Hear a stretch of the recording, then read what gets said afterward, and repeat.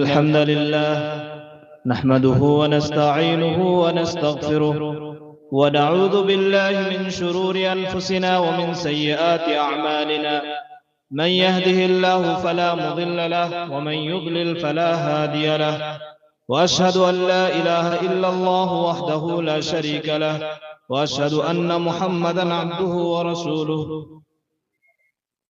معزز علماء کرام اور سامنے بیٹھے ہوئے قرب و جوار سے تشریف لائے ہوئے سامعین، رمضان بڑا ہی مبارک مہینہ ہے، برکت والا اور فضیلت والا مہینہ ہے، یہ ہم لوگ سنتے آئے ہیں۔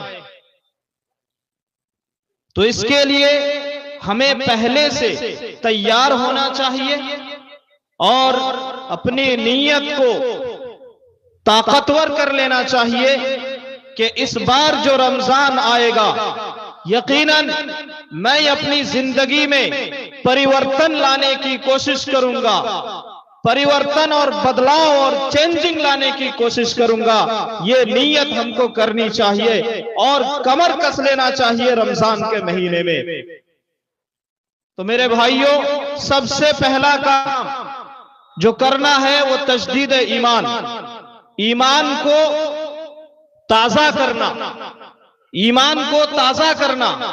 اللہ کے رسول صلی اللہ علیہ وسلم نے فرمایا ان الایمان لیخلق فی جوف احدکم کما یخلق الثوب، کہ تمہارے دلوں میں ایمان پرانا ہو جاتا ہے جس طرح سے کپڑا پرانا ہو جاتا ہے۔ فَاسْأَلُوا اللَّهَ أَن يُجَدِّدَ الْإِيمَانَ فِي قُلُوبِكُمْ، تو اللہ سے دعا کرو کہ اللہ تبارک و تعالی تمہارے دلوں میں ایمان کو تازہ کر دے۔ یہ صحیح الجامع کے اندر یہ روایت موجود ہے۔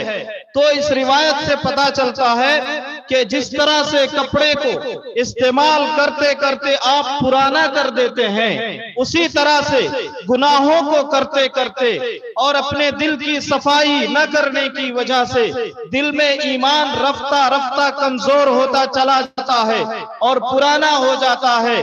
تو اس کو نئے سرے سے تازہ کرنے کے لیے نیکیوں کی طرف آنا پڑتا ہے، اللہ کے ذکر کی طرف آنا پڑتا ہے، قرآن کریم سے تعلق جوڑنا پڑتا ہے، مسجد سے تعلق جوڑنا پڑتا ہے، گناہوں سے ناتا توڑنا پڑتا ہے۔ یہ تمام قربانیاں دے کر کے ہم ایمان کو تازہ کر سکتے ہیں۔ تو رمضان کے آنے کی استقبال میں ہمارا جو سب سے پہلا کام ہونا چاہیے وہ یہ ہے کہ ہم دل کو پاک صاف کریں، اپنے ایمان کو تازہ کریں۔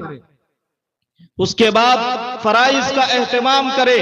اللہ تبارک و تعالیٰ نے منافقین کے بارے میں فرمایا ان المنافقین یخادعون اللہ وهو خادعهم واذا قاموا الى الصلاة قاموا كسالى يراؤون الناس ولا يذكرون الله الا قليلا۔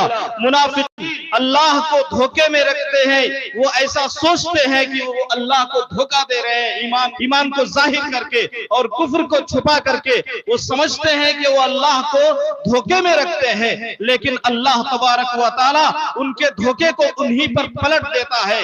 اور ان کے بارے میں قرآن مجید کی گواہی ہے کہ وَإِذَا قَامُوا إِلَى الصَّلَاةِ قَامُوا كُسَالَى، نماز کے لیے جب یہ کھڑے ہوتے ہیں تو سست بن کر کے، کاہل بن کر کے کھڑے ہوتے ہیں کہ چلو نماز کا وقت آیا ہے، کسی طرح سے 2-3 سجدے مار لیتے ہیں، 2-3 رکعتیں پڑھ لیتے ہیں، اس کے بعد چلتے بنتے ہیں۔ یہ منافقین جو نفاق اکبر والے منافقین تھے، ان کی صفت یہ بتائی جا رہی ہے کہ وہ نماز میں کوتاہی کرتے تھے۔ تو بھلا بتائیے ان لوگوں کے بارے میں کیا حکم ہوگا جو لوگ مسجد کا راستہ تک بھول چکے ہیں، نماز پڑھنے کے لیے بھی نہیں آتے ہیں۔ یہ منافقین جن کی مذمت کی جا رہی ہے، جن کی نندا کی جا رہی ہے قرآن کریم کے اندر، یہ کم سے کم نماز پڑھنے تو جاتے تھے، لیکن ہمارا دل، ہمارا ضمیر اتنا مردہ بن چکا ہے کہ ہم مسجد کا راستہ بھول چکے ہیں، نہ خود نماز کی پابندی پابندی کرتے ہیں اور نہ ہی اپنی آل و اولاد کو کرانے کی کوشش کرتے ہیں۔ رمضان آ رہا ہے، نیت کر لیجئے کہ اس بار میں جو ہے پکا نمازی بن کر کے دکھاؤں گا، اور اس بار جو نماز کو میں پکڑوں گا تو پھر کبھی چھوڑوں گا نہیں، کبھی مسجد کا راستہ نہیں بھولوں گا۔ اس طرح سے آپ رمضان کا استقبال کیجئے۔ آگے چلتے ہیں، بہت سارے لوگ ایسے ہوتے ہیں رمضان کے مہینے میں دن دہاڑے لوگوں کے سامنے کھاتے پھرتے ہیں، روزہ نہیں رکھتے ہیں۔ ایسے لوگوں کے بارے میں ایک حدیث کی طرف صرف اشارہ کر دینا مناسب سمجھتا ہوں۔ رسول اللہ صلی اللہ علیہ وسلم فرماتے ہیں کہ میں سویا ہوا ہوں، دو فرشتے آتے ہیں اور مجھے پہاڑ، ایک بہت ہی بلند بالا پہاڑ کی طرف لے جاتے ہیں اور کہتے ہیں اس پہاڑ پر چڑھیے۔ نبی صلی اللہ علیہ وسلم کہتے ہیں انی لا اطیقہ، مجھے اس پر چڑھنے کی طاقت نہیں ہے، میں اتنے بلند پہاڑ پر نہیں چڑھ سکتا ہوں۔ فرشتے کہتے ہیں انا سنسہلہ لک، کہ اللہ کے رسول ہم آپ کے لیے آسان کریں گے۔ پہاڑ پر چڑھتے ہیں، نبی صلی اللہ علیہ وسلم فرماتے ہیں کہ کیا دیکھتا ہوں، بہت ہی چیخ اور پکار اور بہت ہی اونچی آوازیں سنائی دیتی ہے۔ میں فرشتوں سے سوال کرتا ہوں یہ کون سی آواز ہے؟ ما هذه الاصوات، تو فرشتے جواب دیتے ہیں کہ هذه عواء اہل النار، یہ جو آوازیں آپ سن رہے ہیں یہ جہنمیوں کی چیخ و پکار ہے۔ نبی صلی اللہ علیہ وسلم فرماتے ہیں میں آگے بڑھتا ہوں تو کیا دیکھتا ہوں کہ لوگ جو ہے لٹکے ہوئے ہیں، معلقین بعراقیبہم مشققۃ اصداقہم تسیل اصداقہم دما، کہ وہ لوگ لٹکے ہوئے ہیں اور ان کے جبڑے جو ہے چیر دیے گئے ہیں، پھاڑ دیے گئے ہیں اور خون ٹپک رہا ہے وہاں سے۔ میں نے پوچھا فرشتوں بتاؤ کہ یہ کس جرم کی سزا بھگت رہے؟ من ہؤلاء، یہ لوگ کون ہیں؟ فرشتے بتاتے ہیں الذین یفطرون قبل تحلۃ صومہم، یہ وہ لوگ ہیں جو لوگ افطار کا وقت ہونے سے پہلے روزہ کھول دیا کرتے تھے۔ بتائیے اس حدیث پر غور کیجئے، یہ سنن نسائی کے اندر، ابن خزیمہ کے اندر اور ترغیب و ترہیب میں علامہ البانی رحمت اللہ علیہ نے اس حدیث کو صحیح قرار دیا ہے۔ اسی طرح حاکم نے مستدرک کے اندر اس حدیث کو لایا ہے اور امام صحبی رحمت اللہ علیہ نے ان کی موافقت کی ہے۔ تو اس حدیث سے ہم کو پتا چلتا ہے کہ جو لوگ افطار کے پہلے افطار کر لیتے ہیں ان کو اتنا سخت عذاب دیا جاتا ہے۔ بھلا بتائیے ان لوگوں کا کیا حال ہوگا جو مردہ ضمیر لوگ، بے شرم اور بے حیا قسم کے لوگ، جب ہونٹ سوکھے ہوئے ہوتے ہیں، چھوٹے چھوٹے بچے روزے رکھ رہے ہوتے ہیں، وہ لوگ سڑکوں پر گھومتے، راستوں پر گھومتے ہیں، روزہ نہیں رکھتے ہیں رمضان کے مہینے میں، ہوٹل میں جاتے ہیں، پردہ لٹکا ہوتا ہے، چپکے سے ہوٹل والا کھانا کھلاتا ہے، گھر میں اگر کھانا نہیں ملتا تو ہوٹل میں جا کر کے کھاتے ہیں۔ ایسے لوگ سن لیں کہ جو لوگ مدد کر رہے ہیں اس سنگین جرم پر، وہ لوگ بھی برابر کے گنہگار ہیں۔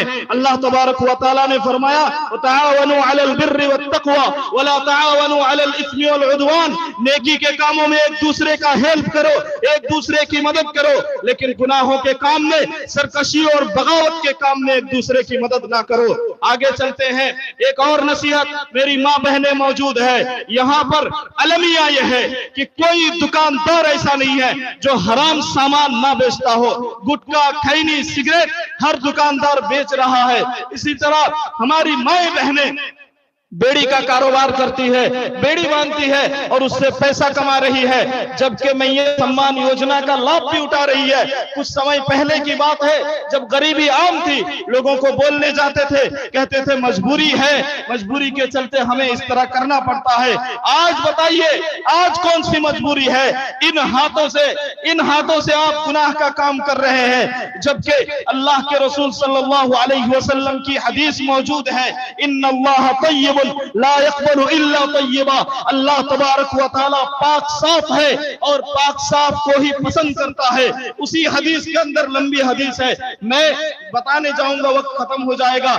آخر میں اللہ کے رسول صلی اللہ علیہ وسلم اسی حدیث کے اندر جو صحیح مسلم میں آئی ہے فرماتے ہیں کہ الرجل يطيل السفر اشعث اغبر يمد يديه الى السماء يا ربي يا ربي ومطعمه حرام ومشربه حرام وملبسه حرام وغذي بالحرام فأنا يستجاب لذلك، کہ ایک آدمی ہے لمبا سفر کرتا ہے، بال پراگندہ ہے، دھول سے اٹا پڑا ہوا ہے، اور آسمان کی طرف ہاتھ بلند کرتا ہے، دعا کرتا ہے اے رب اے رب، یعنی عبادت کرتا ہے، دعائیں کرتا ہے، جبکہ وہ جو کھایا ہے وہ حرام کا کھایا ہے، اس نے جو پیا ہے وہ حرام کا پیا ہے، اس نے جو پہنا ہے وہ حرام کا پہنا ہے، اس کی جو غذا ہے بھوجن ہے وہ حرام کا ہے۔ فَأَنَّا يُسْتَجَابُ لِذَلِكَ، بھلا بتائیے کیسے اس کی دعا اور اس کی عبادت قبول ہو سکتی ہے؟ علامہ ابن باز رحمت اللہ علیہ، علامہ ابن رجب رحمت اللہ علیہ اور اس طرح کے بہت سارے علماء کرام نے بتایا کہ عبادت کی قبولیت کو روکنے والی چیزوں میں سے ایک بڑی چیز حرام کھانا ہے۔ رمضان کا مہینہ آ رہا ہے، آپ عبادت کریں گے تو ایسی کسی بھی چیز کے قریب آپ کو نہیں جانا چاہیے جو چیز اس عبادت کو قبول کرنے میں رکاوٹ بنتی ہو۔ تو میری مائیں اور بہنیں اور میرے مسلم دکاندار، آپ سے التجا ہے، آپ سے گزارش ہے، بس کیجئے ان نشہ آور چیزوں کو بیچنا۔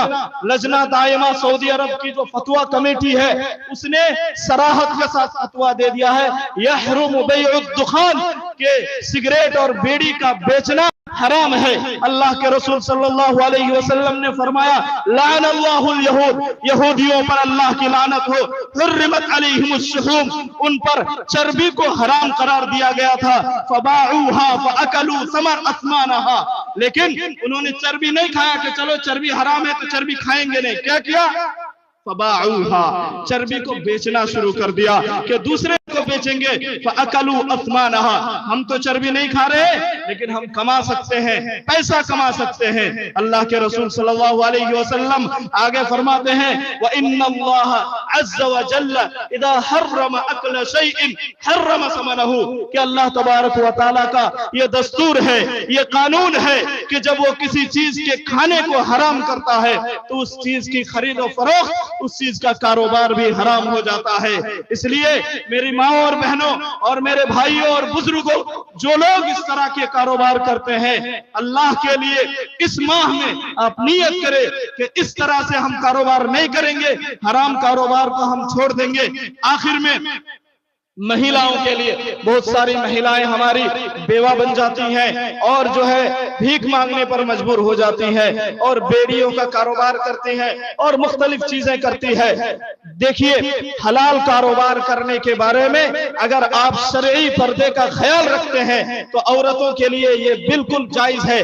نبی صلی اللہ علیہ وسلم کے زمانے میں ایسی کئی مثالیں موجود ہیں، جیسا کہ ایک حدیث ہے میں آپ کے سامنے پڑھ دیتا ہوں کہ جابر بن عبداللہ کہتے ہیں طلقت خالتی، کہ میری خالہ کو طلاق ہو گیا، میری خالہ کو طلاق ہو گئی، فَأَرَادَتْ أَن تَجُدَّ نَخْلَهَا، تو انہوں نے کھجور کا موسم تھا، کھجور پک گئے تھے تو کھجور توڑنے کا ارادہ کیا کہ چلو کھجور توڑ کر کے کچھ پیسے جمع کر لے۔ تو ایک آدمی نے ان کو ڈانٹا کہ تم عدت میں ہو اور باہر کیسے نکل سکتی ہو؟ تو وہ آئی فَأَتَتِ النَّبِيَّ صلی اللہ علیہ وسلم، وہ عورت نبی صلی اللہ علیہ وسلم کے پاس آئی اور آپ صلی اللہ علیہ وسلم کو پورا ماجرا سنایا تو آپ صلی اللہ علیہ وسلم نے فرمایا بلا فجدی نخلکی فإنکی عسا ان تصدقی او تفعلی معروفا، کہ نہیں تم جو ہے کھجور توڑنے جایا کرو، کیونکہ ہو سکتا ہے کہ تم اس میں سے صدقہ کر سکتے ہو یا اچھا کام کر سکتے ہو۔ یہ جو ہے صحیح مسلم کی روایت ہے۔ آخری روایت کہہ کر کے میں اپنے تقریر کو ختم کروں گا انشاءاللہ۔ حضرت عائشہ رضی اللہ تعالی عنہ فرماتی ہیں کہ نبی صلی اللہ علیہ وسلم کی وفات کے وقت ہم میں سے کسی نے پوچھا کہ اللہ کے رسول آپ سے سب سے پہلے کون ملیں گے ہم میں سے، یعنی ہم جو بیویاں ہیں آپ کی، ہم میں سے کون آپ جو ہے آپ سے ملاقات کریں گے، یعنی ہم میں سے کون سب سے پہلے انتقال کریں گے؟ تو نبی صلی اللہ علیہ وسلم نے فرمایا اسرعکن لحاقا بی اطولکن یدن، کہ تم میں سب سے لمبا ہاتھ جس کا ہے وہی مجھ سے سب سے پہلے ملے گی۔ اب جو ہے ازواج مطہرات نبی صلی اللہ علیہ وسلم کی بیویاں، ہماری مائیں جو ہے ہاتھ کو ناپنے لگی کہ کس کا ہاتھ لمبا ہے۔ نبی صلی اللہ علیہ وسلم نے کہا جس کا ہاتھ لمبا ہوگا اس کا سب سے پہلے انتقال ہوگا، مجھ سے وہ ملے گی۔ تو وہ جو ہے سمجھی کہ ہاتھ لمبا ہے۔ بہت ساری روایتیں ہیں، بخاری کے اندر ہے اور بھی دیگر روایتوں کے اندر تفصیلات موجود ہیں۔ تو آخر میں حضرت زینب بنت جحش رضی اللہ تعالی عنہ کا سب سے پہلے انتقال ہوتا ہے، تو بات سمجھ میں آ جاتی ہے۔ بتاتی ہے حضرت عائشہ رضی اللہ تعالی عنہ کہ یہ جو زینب رضی اللہ عنہ تھی، یہ جو ہے چمڑے کا دباغت دیا کرتی تھی، مطلب چمڑے کا کاروبار کرتی تھی، اسی طرح کپڑوں میں نقش و نگار کا کام کرتی تھی، اور اس میں جو کمائی تھی اس کمائی سے صدقہ کرتی تھی۔ تو نبی صلی اللہ علیہ وسلم نے لمبا ہاتھ سے مراد لیا ہے جو سب سے زیادہ صدقہ کرنے والی ہے، وہ مجھ سے سب سے پہلے ملے گی۔ تو اس حدیث سے صدقہ کی فضیلت کا بھی پتہ چلتا ہے، اسی طرح عورت کے کاروبار کا بھی پتہ چلتا ہے۔ آپ سلائی کے ذریعے سے، کڑھائی کے ذریعے سے، بہت سارے ذریعے ہیں جو گھر بیٹھے آپ کر سکتے ہیں۔ تو حلال کاروبار اپنائیے اور یہ بیڑی کی لعنت سے اپنے گھر کو پاک کیجئے۔ میں انہی باتوں کے ساتھ اپنی تقریر ختم کرتا ہوں۔ اللہ تبارک و تعالیٰ سے دعا ہے کہ اللہ تبارک و تعالیٰ ہم تمام لوگوں کو رمضان کریم کو مکمل عبادت اور تقوی اور اطاعت شعاری کے ساتھ گزارنے کی توفیق عطا فرمائے۔